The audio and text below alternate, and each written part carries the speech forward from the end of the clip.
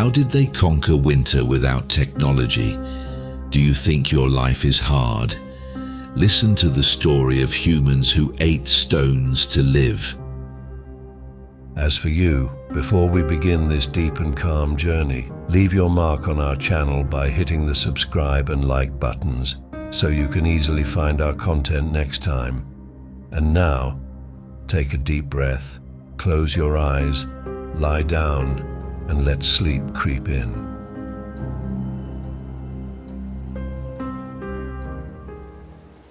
Let us agree first that the name Bronze Age is the biggest marketing scam in history, for the name makes you imagine supermen in shiny metallic clothes.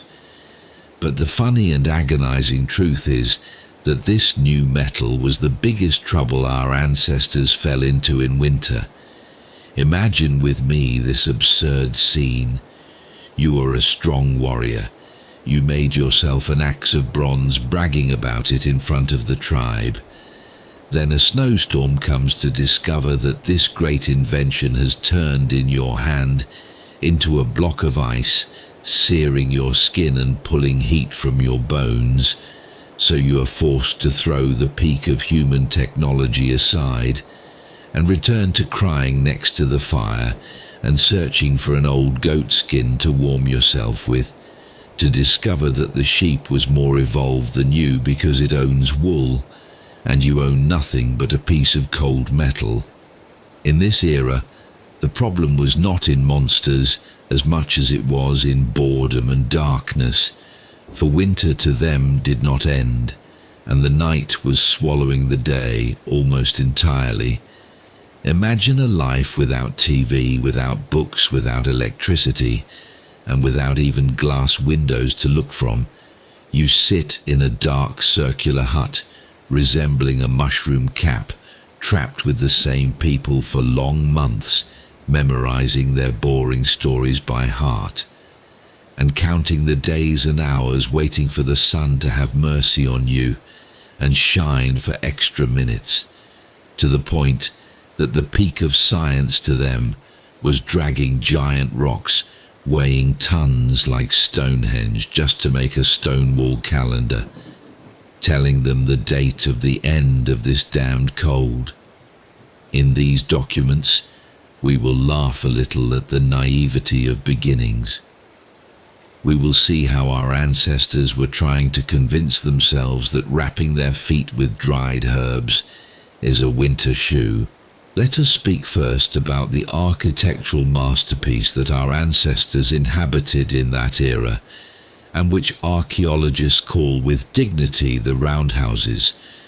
But in truth, they resembled giant straw baskets inverted on the ground, and the engineering genius here lay in that they decided to build a house without corners, not for the love of circles, but because they discovered that the violent winter winds love slapping flat walls and demolishing them while gliding smoothly around circular walls. But the major problem was not in the shape, but in the components. For this beautiful house was built with a technique called wattle and daub, and it is a very polite name to cover the repulsive truth, which is that the walls were a mixture of mud and water and straw, and massive amounts of fresh cow dung to act as an adhesive material. Yes, my friend, our ancestors were living literally inside a mold of dried waste, and they were very proud of that because dung, for scientific honesty, was an excellent insulator for heat, even if it makes the smell of the house on rainy days resemble the smell of a crowded stable, which makes you wonder, are they the ones living with the cows, or are the cows the ones living with them? And if we bypass the smell problem, we come to the problem of forced smoking for. In the Bronze Age, no one had invented yet something called a chimney or a window, so the fire was lit in a pit in the middle of the hut exactly, and the smoke rises upwards, searching for an exit, bumping into the closed straw roof. then decides intelligently to drop downwards again to fill the room, and the result was the house turning into a giant and tightly closed smoking room, and the inhabitants were living their whole lives while coughing, and their eyes watering and inflaming, and their skin and hides and clothes saturating with the strong smell of smoke, to the point that you can smell the coming person from a distance of 1 kilometer, as if he is a piece of smoked meat walking on 2 legs. And this smoke was ironically useful in one way only, is that it was killing the insects that live in the roof and killing the lungs of humans at the same time, in a very fair deal between man and nature. As for the bedroom, or what we call, metaphorically, the coma place, the earthen floor was the bed, and the mattress is a pile of dry straw, which fills with fleas, happy with the warmth, and the distribution of sleeping places was done according to a strict and funny class system. The strong ones and the elders of the family sleep near the central fire where the warmth is. As for the young and the weak and the ones angered upon, they sleep near the cold walls where the wind leaks from the cracks. And to solve the problem of the deadly cold, they invented the human sandwich system, where everyone sleeps, sticking side by side like a sardine can, exchanging breaths and heat and kicks. And if you were lucky, you will sleep next to the family dog or a small sheep to act for you as a live hot water bottle despite its fragrant smell. To wake up in the morning and your hair full of straw and your face covered with black soot, and your smell a mix of smoke and dung, ready to welcome a new day of wonderful suffering. If you think that suffering ends at the borders of the house full of smoke,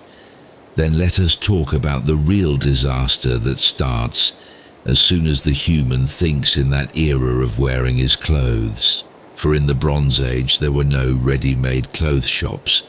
and there was no soft cotton or silk. The official and only sponsor of fashion at the time was the sheep, but not the cute sheep we know today, but a primitive sheep, its wool very coarse and hard to the point that it resembles metal cleaning wire or sandpaper designated for sanding wood. And the spinning and weaving process was done manually and in a very primitive way, which produces a thick and heavy and untreated fabric full of natural fats and grease and small thorns that the weavers forgot to remove. So wearing this woolen shirt was tantamount to a continuous peeling process for the skin all day long, where every simple movement turns into a scratching session and endless allergy, making the brave warrior dance in his place from the intensity of the itch instead of dancing, celebrating victory. And the major tragedy in this bronze fashion was appearing clearly when the sky rains for this thick and not well-washed wool was absorbing water with strange gluttony. For the shirt to turn suddenly from a piece of clothing into a wet shroud weighing 10 kilograms, pulling the shoulders down and restricting movement completely. And let us not forget the closing technology, for in the time before the invention of buttons and zippers, the genius solution to fix these piles of wool around the body was using giant and sharp bronze pins resembling small daggers. And wearing clothes in the early morning and the hands trembling from cold was considered a real bloody adventure, for one simple mistake might make the person plant the pin in his shoulder or in his neck instead of the fabric, to start his day with a scream of pain and a new hole in his body. As for the real black comedy, it was in the shoes, or what can be called loosely shoes, for they were a piece of hard cow leather wrapped around the foot and tied with a leather rope, its sole completely smooth, making walking on snow or mud resemble failed skating in a circus ring. And because this leather was not providing any thermal insulation, humans invented at the time an amazing technological solution, which is stuffing the shoe with herbs and straw. Yes, one had to every morning stuff his shoe with a pile of dried grass to warm his toes, so he was walking literally while stepping on dried salad. And if water leaked into the shoe, and this was happening always, the grass turns into a wet and cold paste festering inside the leather, for the foot to become an ideal environment for the growth of fungi. After we finished the tragedy of clothes, we arrive now to the most terrifying paragraph in the daily life of that era, and it is the food paragraph, or what they were calling metaphorically food. For in the Bronze Age, the kitchen was not a place for artistic creativity, but it was a battlefield between the human jaw and solid materials. And let us start with the most important element in the table, which is bread. For in order to get flour, they were grinding grains manually, using 2 large stones being rubbed against each other for long hours. And since physics does not show mercy, the friction of stone against stone was producing large amounts of rock powder and crumbs of gravel and sand, which mixed with the flour, and the result, the bread was not soft and fragile as you imagine, but it was a baked sandpaper paper or an ingot of dough and gravel, and eating 1 loaf was equivalent to chewing a handful of desert sand, which makes the sound of shattering teeth during eating the official soundtrack for every dinner meal. And here we arrive at the health catastrophe that baffled archaeologists for years, which is the disappearance of teeth. For because of this stony bread, the teeth of humans in that era were eroding and obliterating completely with terrifying speed, to the point that a young man at the age of 20 possessed a mouth resembling the mouth of an old man of 90, with completely flat teeth reaching the nerve. Imagine the magnitude of the psychological and physical torment when you have to bite a piece of hard bread with nerve-exposed teeth in freezing weather. Every bite was tantamount to an electric shock striking the brain directly, and there were naturally no dentists nor painkillers, nor even clove oil. The only cure for tooth pain was screaming or tying it with a thread and pulling it with rusty bronze pliers, which explains why most skulls we found possessed the empty cave smile, a smile without teeth because they ate their teeth with the bread. As for the main dish that was decorating the winter table, it is the eternal soup, and it is a magical recipe for laziness and filth at the same time, where a large clay pot or a bronze cauldron is placed over the fire, and thrown into it is anything edible: grains, withered vegetables, pieces of jerky meat, bones, and sometimes things there is no need to mention fell inadvertently from the roof. And the surprise is that this pot is never washed and never emptied, but what remains in it is left for the next day, and new ingredients are added to it. And thus the soup continues boiling for weeks and perhaps for months to form inside it complex historical flavors, for it is very possible that you eat today a piece of turnip placed by someone in the pot 2 weeks ago. For the food to turn into a brown, gelatinous substance of unknown identity, its taste a mix between smoke and salt and mystery, eaten by everyone in utter silence, not for the love of taste, but because the alternative is dying of starvation. And speaking of meat then, winter means the cessation of hunting almost, and relying on preserved meat.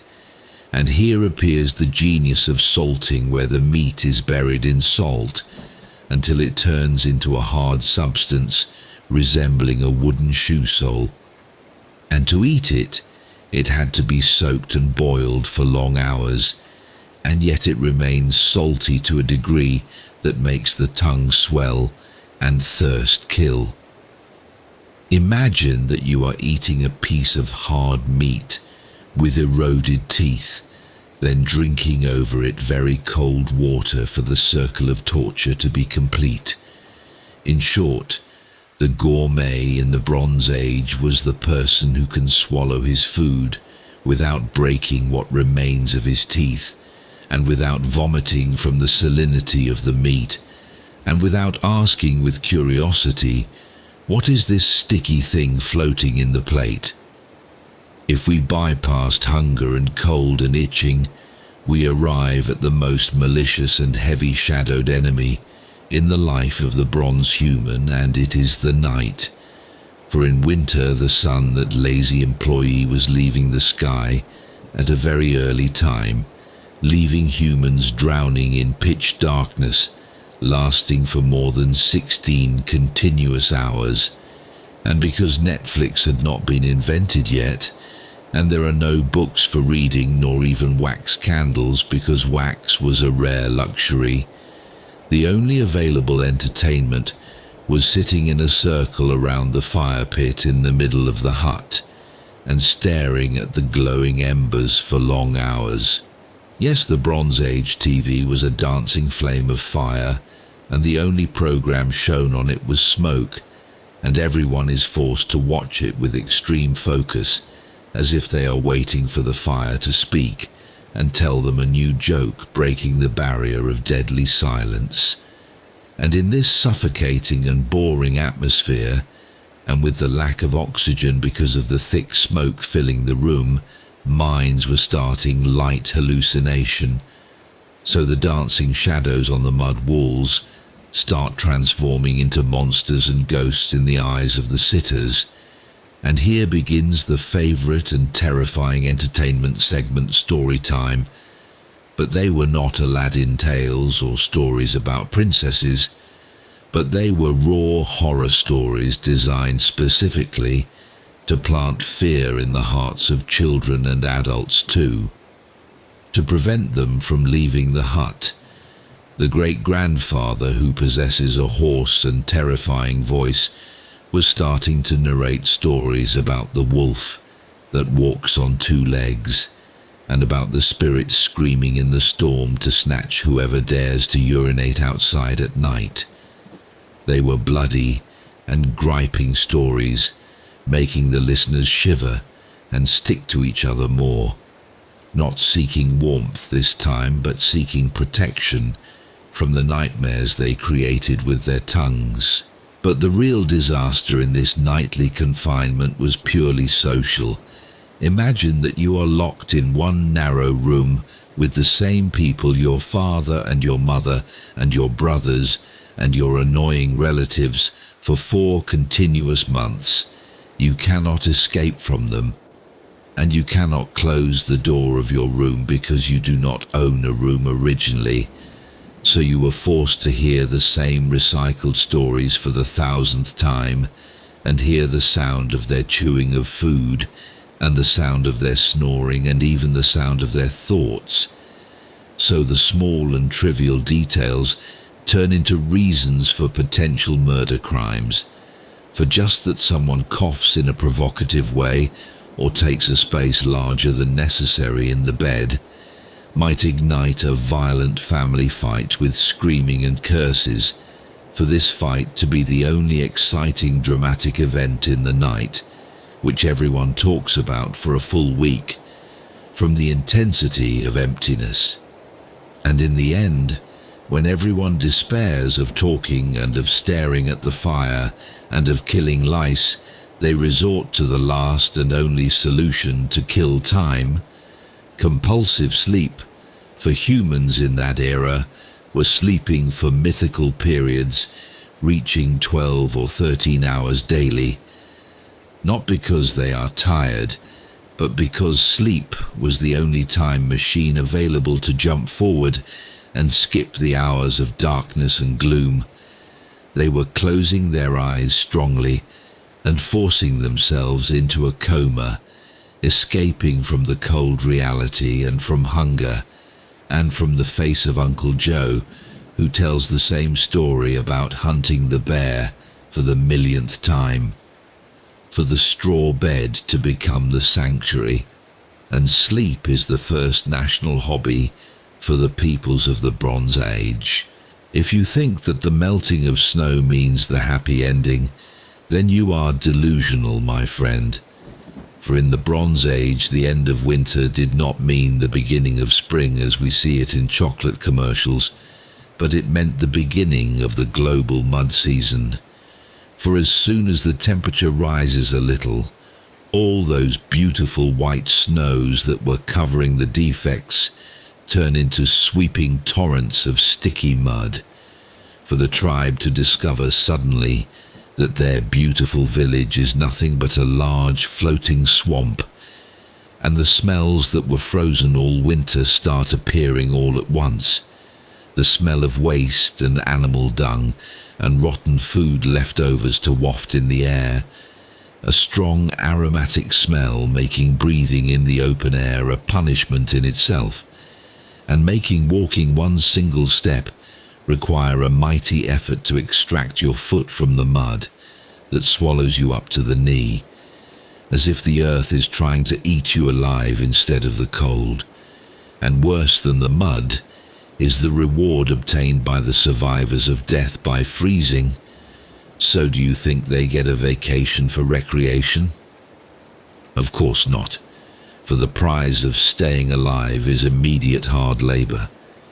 For as soon as the land melts, the alarm bell rings to start the ploughing and planting season. So men and women go out with their exhausted and emaciated bodies that consumed all their muscles in winter to carry heavy bronze axes and strike with them the hard rocky earth from dawn until sunset, dragging wooden ploughs themselves because their oxen have died or became skeletons incapable of walking. So the human turns into a miserable draft animal panting in the mud, realizing that he has to plant now, and immediately otherwise the ghost of hunger will return to kill him in the coming winter. So there is no rest for the wretched, and no time to catch breath. It is just a vicious cycle of torment, freezing in winter to rest a little, then melting in spring to work to death. And in the midst of this misery, the bronze human discovers the bitter truth, which is that the dark hut he hated all winter has now become a far-fetched dream, because he is forced to spend his whole day under the burning sun or heavy rain, and his back bent to the ground and his fingernails full of dirt, and his skin peeling again, for the longing for warmth to turn into a longing for rest, and the longing for light into a longing for darkness, in an absurd life offering you only two choices. Either you die of cold while sitting or die of exhaustion while standing, and even the food remains as it is unidentified soup and stony bread, but you now eat it, and your hand is polluted with mud instead of soot. And now look at yourself while lying in your clean bed, where there is no mud covering the floor of your room, and there is no smell of mold choking your breath, and most importantly of all is that you are not forced to wake up tomorrow at dawn to drag a wooden plough with your teeth to guarantee your loaf of bread after 6 months. You own the luxury of nothingness, the luxury to close your eyes and sleep just because you want to sleep, and not because you are escaping from reality. You are the real king in this story, and your era is the golden era of comfort. So enjoy this moment and let your miserable ancestors dive in their historical mud alone. Good night in a clean and dry and comfortable world.